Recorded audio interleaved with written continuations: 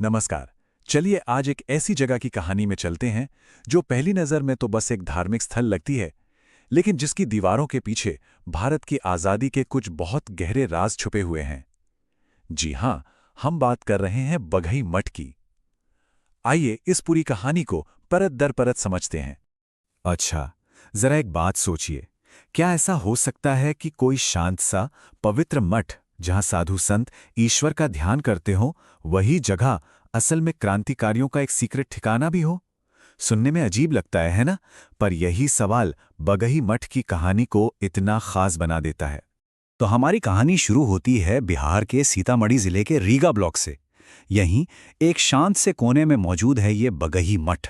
और यकीन मानिए, ये सिर्फ एक इमारत नहीं है, बल्कि उस पूरे इलाके के इतिहास और समाज का धड़कता हुआ दिल है। और ये जगह कोई मामूली जगह नहीं है। सीतामढ़ी नाम से ही पता चलता है, ये माता सीता की जन्मभूमि है। इतनी पवित्र धरती पर होने की वजह से बगई मठ की जड़ें हमारी संस्कृति और धर्म से बहुत गहराई से जुड़ी हुई हैं। तो सबसे पहले मठ की उस पहचान की बात करते हैं जिसके लिए ये दूर दूर तक जाना जाता है, यानी इसकी आध्यात्मिक विरासत। यहीं से हमें इस कहानी की पहली परत मिलती है। असल में ये मठ उदासीन संप्रदाय के साधुओं का एक बहुत बड़ा केंद्र हुआ करता था। ये वो संत थे जिनका काम सिर्फ पूजा पाठ तक ही सीमित नहीं था, बल्कि वो ज्ञान भी बांटते थे और समाज को एक साथ जोड़े रखने का काम भी करते थे। और बगही मठ उनका एक अहम गढ़ था। इतना ही नहीं, ये मठ एक तरह की पाठशाला भी था।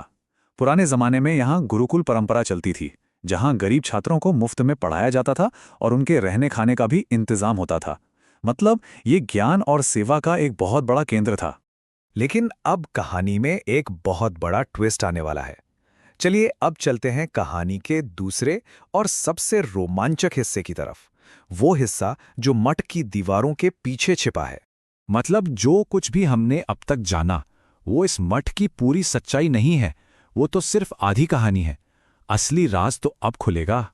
जब भारत पर अंग्रेजों का राज था, तब ये शांत दिखने वाला मठ असल में आज़ादी के दीवानों के लिए एक गुप्त अड्डा था। क्रांतिकारी यहाँ आकर छिपते थे, अपनी सीक्रेट मीटिंग्स करते थे और यहीं से उन्हें अपनी लड़ाई के लिए ज़रूरी सामान और उससे भी ज़्यादा हौसला मिलता था। और ये सिर्फ कोई सुनी सुनाई बात नहीं है। वहाँ के स्थानीय किस्से कहानियों में भी ये बातें जिंदा हैं। ये कहानियां बताती हैं कि कैसे मठ के संत रात के अंधेरे में स्वतंत्रता सेनानियों की मदद करते थे। उन्हें सिर्फ सामान ही नहीं, बल्कि लड़ने की हिम्मत भी देते थे। इस मठ का महत्व इस बात से भी समझा जा सकता है कि महात्मा गांधी के चंपारण सत्याग्रह जैसे बड़े आंदोलनों के दौरान भी कई बड़े नेताओं का यहाँ आना जाना था। मतलब ये मठ सीधे सीधे देश के स्वतंत्रता आंदोलन से जुड़ा हुआ था। चलिए अब एक नज़र मठ की इमारत पर डालते हैं। इसकी बनावट, इसकी वास्तुकला सिर्फ पुरानी नहीं है, बल्कि ये उन सभी गुप्त घटनाओं की एक खामोश गवाह है। जरा कल्पना कीजिए, वो बड़े बड़े गुंबद, वो मोटे मोटे मजबूत खंभे, हर एक नक्काशीदार दरवाजा अपने जमाने की कहानी सुनाता है। और वो पुराना मंदिर और कुआं, ऐसा लगता है मानो समय वहीं थम गया हो, जैसे आज़ादी के संघर्ष के न जाने कितने राज उन्होंने अपने अंदर समेट रखे हों।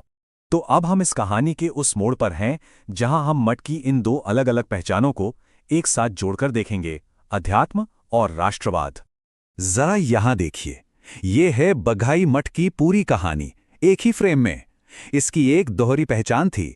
दिन के उजाले में ये क्या था? संतों का केंद्र, पूजा का पवित्र स्थान और छात्रों के लिए ज्ञान का मंदिर। और जैसे ही रात होती, यही जगह क्रांतिकारियों की सबसे महफूज पनाहगाह बन जाती थी।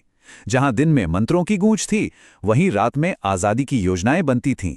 एक ही छत के नीचे अध्यात्म और क्रांति दोनों एक साथ चल रहे थे।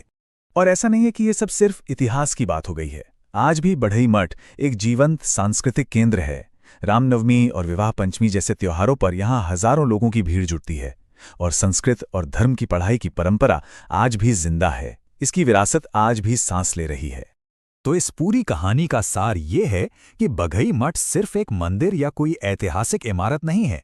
ये उस अनोखे संगम का प्रतीक है जहां ईश्वर में गहरी आस्था और देश की आज़ादी का जुनून दोनों एक हो गए थे। बगेही मठ की कहानी हमें सोचने पर मजबूर कर देती है ना?